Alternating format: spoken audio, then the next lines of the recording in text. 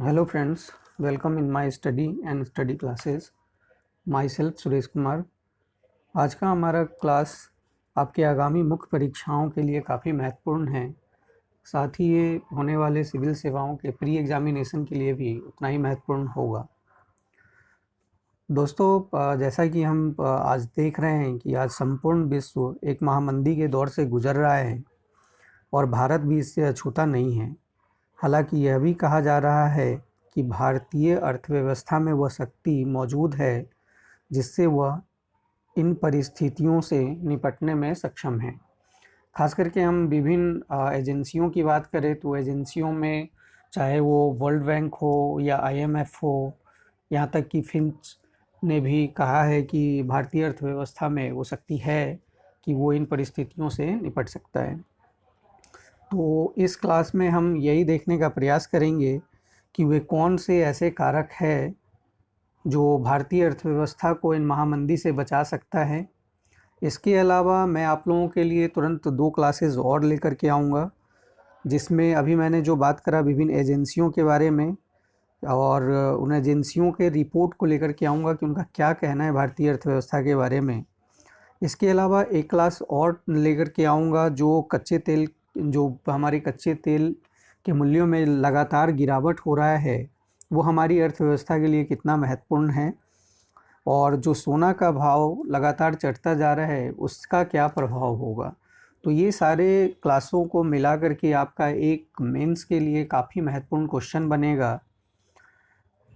दोस्तों, आप मेरे साथ ऑनलाइन क्लास के लिए 8368196379 पे संपर्क कर सकते हैं। चलिए देखते हैं।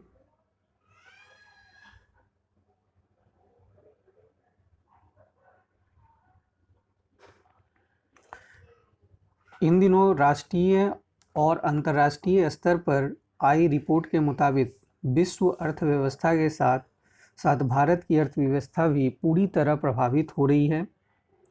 ऐसा इसलिए है क्योंकि पूरी दुनिया कोरोना महामारी संकट से घिरी है, लेकिन ज़्यादा महत्वपूर्ण बात यह है कि कई रिपोर्ट ने अर्थव्यवस्था के भविष्य को लेकर जो तस्वीर खींची है, उससे यह साफ होता है कि भारत के बुनियादी आर्थिक घटक उम्मीद से भरे हैं। भारत अपनी आर्थिक अनुकूलताओं से अर्थव्यवस्था को वैश्विक मंदी के तूफान से भी बचा सकता है और आने वाले वक्त में नई आर्थिक ताकत बनने की ओर बढ़ सकता है।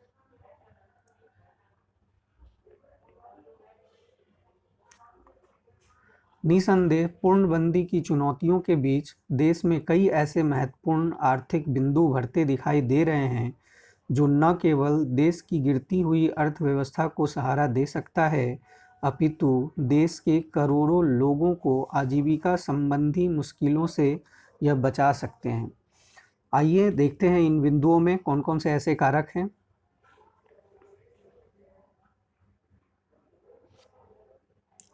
पहला, भारत की अर्थव्यवस्था का काफ़ी हद तक आत्मनिर्भर होना और वैश्विक व्यापार पर भारत की निर्भरता का कम होना, ये पहला कारक है। वैश्विक निर्यात में भारत का योगदान केवल 1.7% है, जबकि वैश्विक आयात में भारत का आयात केवल 2.5% है। ऐसे में पूर्णबंदी के बाद भारत की अर्थव्यवस्था दुनिया की अन्य अर्थव्यवस्थाओं की तुलना में पटरी पर लौटने की संभावनाएं अधिक रखती हैं। अगर हम यहाँ देखें, यहाँ रिपीट कर दे रहा हूँ कि भारत का जो निर्यात में है केवल 1.7 है फीसदी हिस्सा है, और इसी प्रकार हमने देखा कि आयात केवल 2.5% है। इस प्रकार इसे साफ जाहिर होता है कि भारत का जो अर्थव्यवस्था है वो एक आत्मनिर्भर अर्थव्यवस्था हो जाता है, और ये भारत के लिए एक बहुत महत्वपूर्ण पक्ष हो जाता है इस महामंदी के संकट में भारत को उबारने के लिए। दूसरा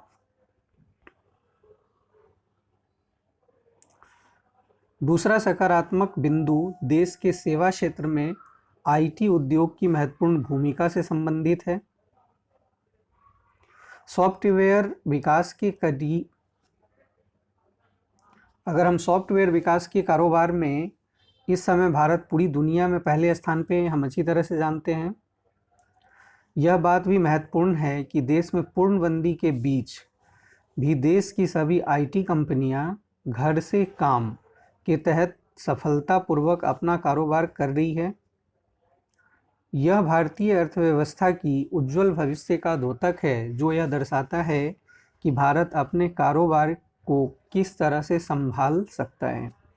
अभी हमने देखा कि कोरोना एक वैश्विक संकट के रूप में किस तरह से उभरा है, और लॉकडाउन की स्थिति में जो हम घर से काम की बात कर रहे हैं, जो कंपनियों में एक अच्छी प्रवृत्ति का जो उभरना भारत में देखा गया है, ये एक अच्छा संकेत भी है और आगे फ्यूचर भी निर्धारित कर रहा है कि आने वाला समय किस तरह से होगा। और व्यवसाय का या फिर टेक्नोलॉजी का की बात करें व्यवसाय में, तो उसका कितना उपयोग होने वाला है।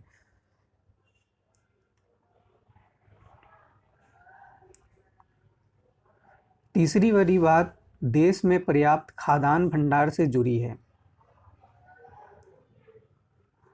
देश के सरकारी गोदाम में खाद्यान्न, दलहन और तिलहन का पर्याप्त भंडार है। देश का वर्तमान खाद्यान्न भंडार करीब 1.5 साल तक लोगों की खाद्यान्न संबंधी ज़रूरतों को पूरा कर सकता है। इस महीने के अंत तक देश के सरकारी भंडारों में करीब 10 करोड़ टन खाद्यान्न का भंडार होगा।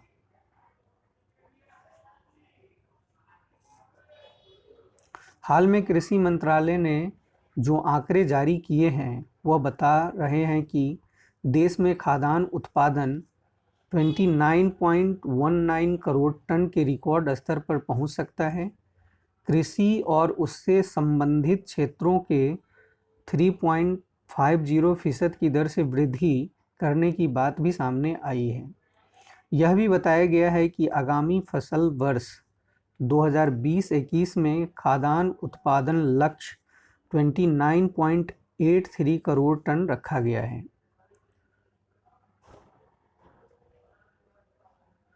पहली बार इतना बड़ा खाद्यान्न उत्पादन लक्ष्य रखा गया है।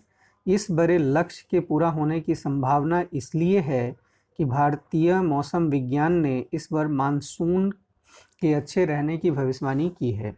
अच्छे मानसून में कृषि और घरेलू क्षेत्र के लिए पानी की ज़रूरत पूरी करने में मदद मिलेगी। बेहतर कृषि से ग्रामीण क्षेत्र में वस्तुओं और सेवाओं की मांग में वृद्धि होगी और संपूर्ण अर्थव्यवस्था को आगे बढ़ाने में मदद मिलेगी।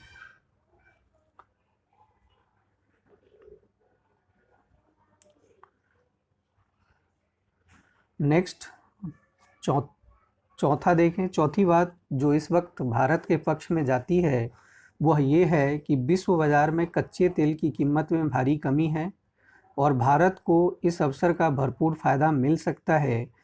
अर्थव्यवस्था को मजबूत करने के पक्ष में यह एक महत्वपूर्ण कदम होगा। दोस्तों, इस पे मैं एक अलग से क्लास बनाऊंगा, इसीलिए यहाँ पे इस पॉइंट को थोड़ा शॉर्ट लिखा है कि किस तरह से जो वैश्विक बाज़ार में अगर देखें हम कच्चे तेल का जो भाव गिरता जा रहा है, वो भारतीय अर्थव्यवस्था के लिए कितना महत्वपूर्ण है। इस पे एक पूरा वीडियो बनाऊंगा, तो आप उस क्लास को ज़रूर देखें।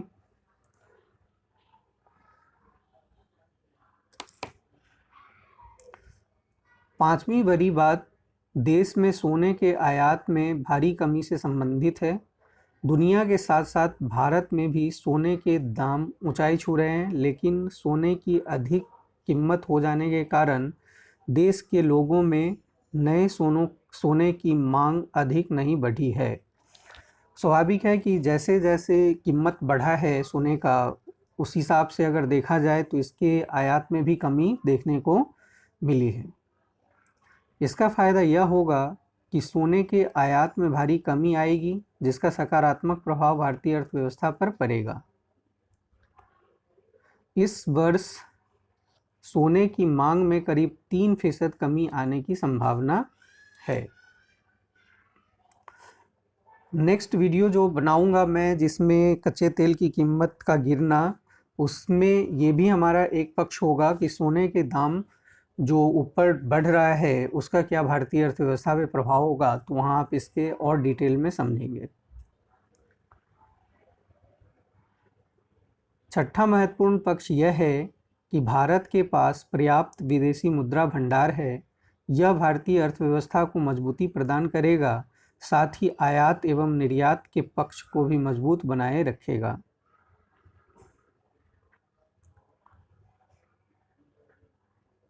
वस्तुतः यह भारत के ऐसे बुनियादी आर्थिक घटक बन गए हैं जिसके सहारे भारत न केवल मौजूदा आर्थिक संकट से निकल सकता है, बल्कि चरमराई वैश्विक अर्थव्यवस्था की तुलना में उसे नुकसान भी अपेक्षाकृत कम होगा।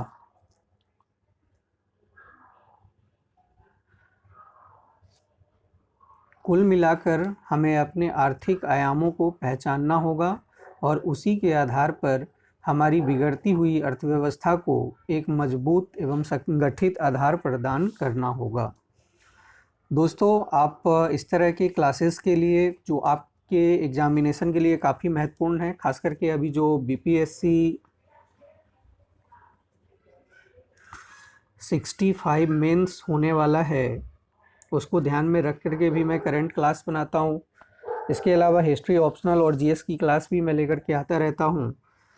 तो इन चीज़ों के लिए और क्लास के अपडेट के लिए आप चैनल को ज़रूर सब्सक्राइब करें, दोस्तों में शेयर करें ताकि इसका फ़ायदा और लोगों को मिल सके। Thank you everybody, thank you watching for me.